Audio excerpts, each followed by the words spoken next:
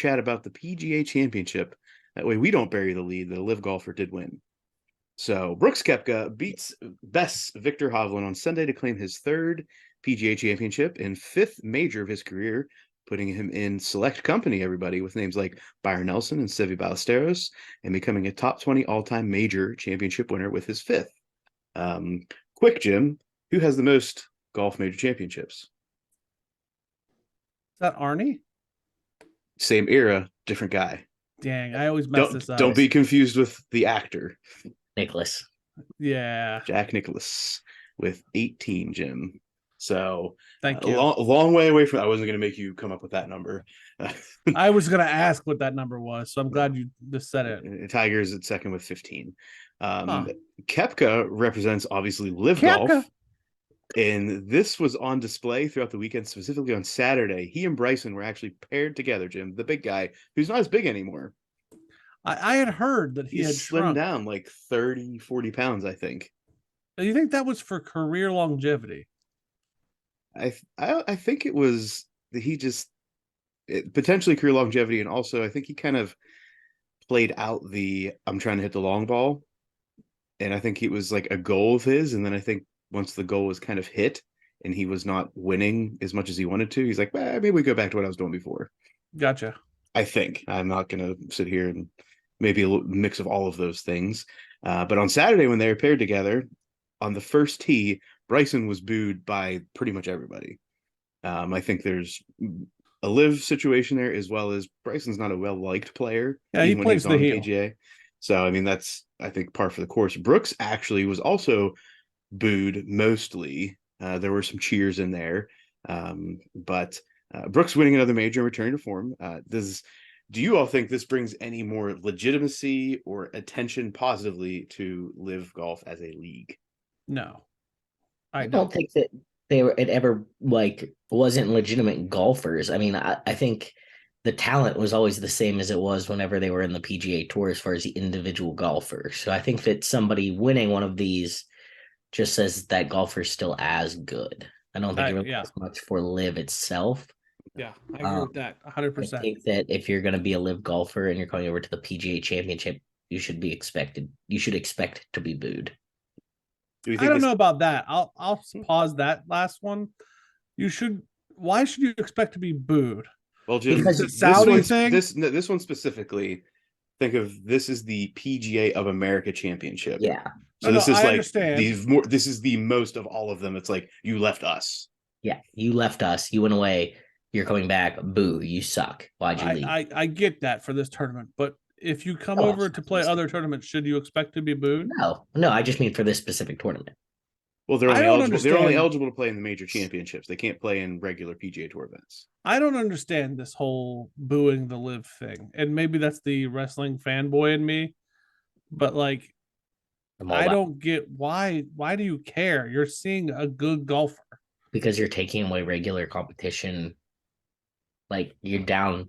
I think you're taking away some of the legitimacy of your wins in the PGA tournament because a lot of good golfers went to live.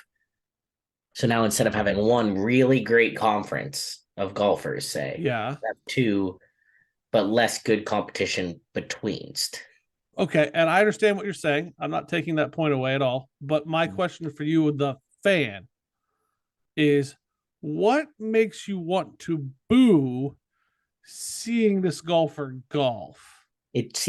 I think it seems like the people that went to live golf took away that old integrity of that PGA, and the like true diehard golfers are going to see it as like a betrayal to the process, or not to the process, but like to the PGA. You've like betrayed us and left, and people are going to do what people are going to do, and they're going to express that by booing at them. I just counter that person who boos and says, hey, buddy, if I'm going to give you a fat sack of money to come do something that is the opposite of what you've been doing for years, you're going to come get that fat sack of money. If Ben Roethlisberger would have left and gone for a bigger contract to New England, and every time he came to Heinz Field after that, if he left purely for money, I'd have booed the shit out of him. Alex, you work at an institution. You've been there for probably 4 years, right? Mm-hmm. If I called you tomorrow and said, hey, Alex, come to this institution for more money. We always say that people are dead to us when they do that. But if We you don't came, boo. We don't have should the I opportunity boo to you? If I had the opportunity to boo some of the people that have left us for money, I would, but we just tell them that they're dead to us when they call us. To me, that's unrational. I mean, after a while, Irrational, we I'm talk sorry. to them, but we do the initial reaction of "you're dead to us." I don't Actually, get the that. cake said, "You're dead to us. Good luck finding people cooler than us." You have a wall of shame, Alex. Is it people that leave you? Yes. I cannot confirm or deny that there is a department on the hospital that has that, but yes. Oh, I'm gonna have to find it. I don't think you need to think too hard about that one, Alex. That's a bit much for me.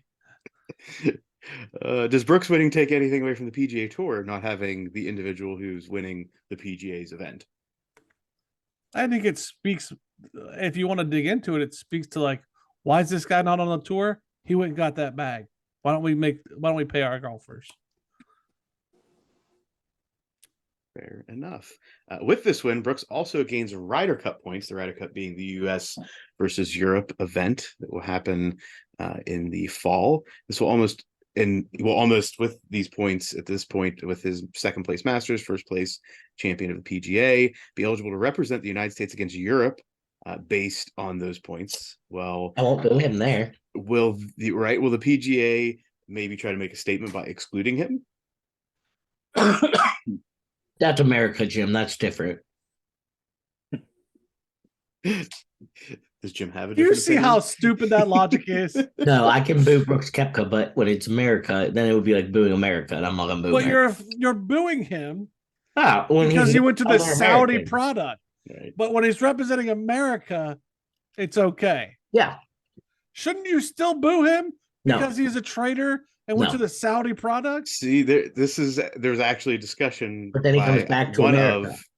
one of the broadcasters was like, well, he's representing America, and he said it in a very like cutting tone, like, well, he's not representing the PGA Tour or Live Golf, he's representing the country, so that's different. We should not associate him with this other tour. Again, This the is so other stupid. tour.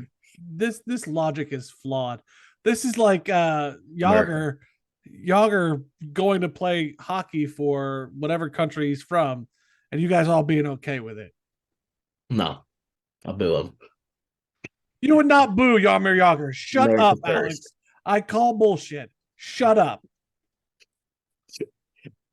This is the first time in this entire podcast where I literally think you're full of shit. Like there's no way around it. You're playing the muff card. It's working. Shut up. Next. Michael Block was actually the darling.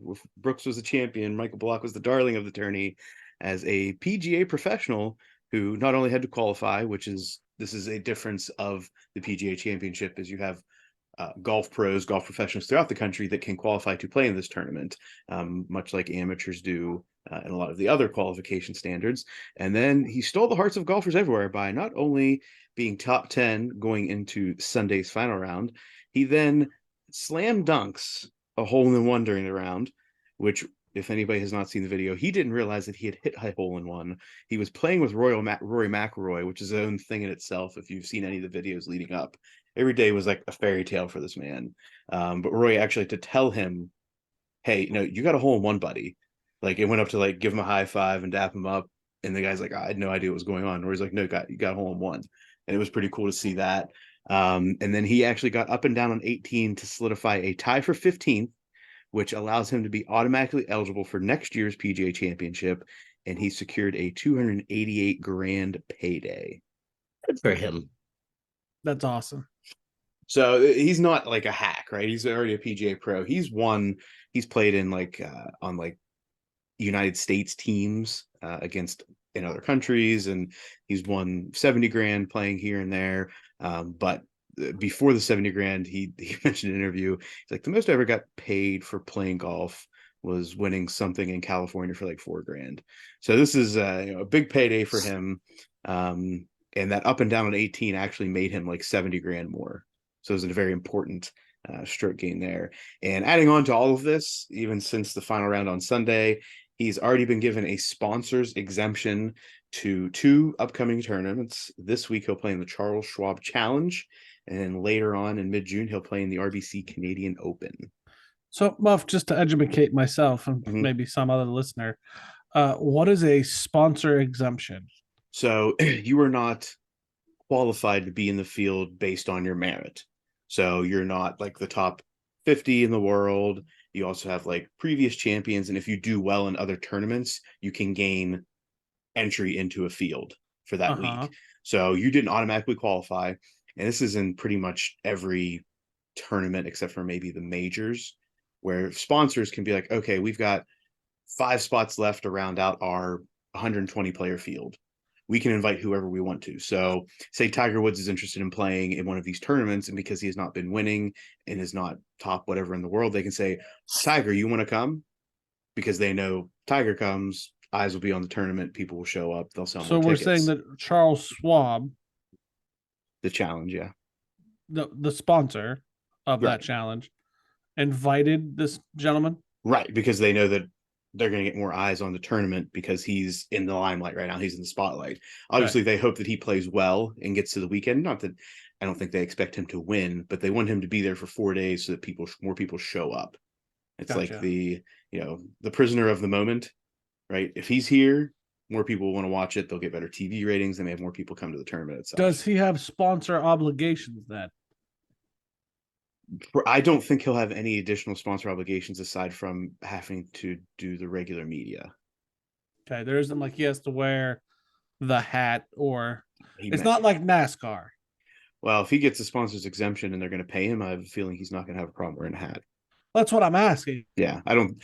There's nothing that I've seen on record. Like if you have a sponsor to race, okay. Well, I'm the just wondering. sponsor exempted him. They did not. I think you still have to pay even if you're exempted. You still have to pay a fee to get into a tournament. Like you still have to Gotcha. buy in as a player. Well, he's got the money to do it, so he should be fine. Right now he'll be all right. Yeah. So it was a cool story throughout the weekend for people that follow golf, and it's like, hey, here's that guy that's always out on the driving range giving lessons, and this is one of those guys getting a shot. Good on him. Did anybody else watch any Getting a golf this shot, weekend? not getting shot. Getting a shot, yes. Okay. I watched it when it was on. I didn't like sit down and watch a bunch of it, but We watched a little bit of on Friday.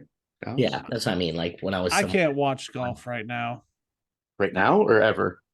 I watched golf during COVID when it was like WWE and there were storylines, but now I just can't get into it. Live's a storyline. Although Live has stopped I gotta be up at reporting. like 4 a.m. Well, Live is not all of their events. They play in the United States. They're playing in DC here in a few weeks. Oh, okay. Live has actually stopped reporting their television ratings Because they suck. because they're that bad. Yeah. So who knows the future of that in the next 5 years?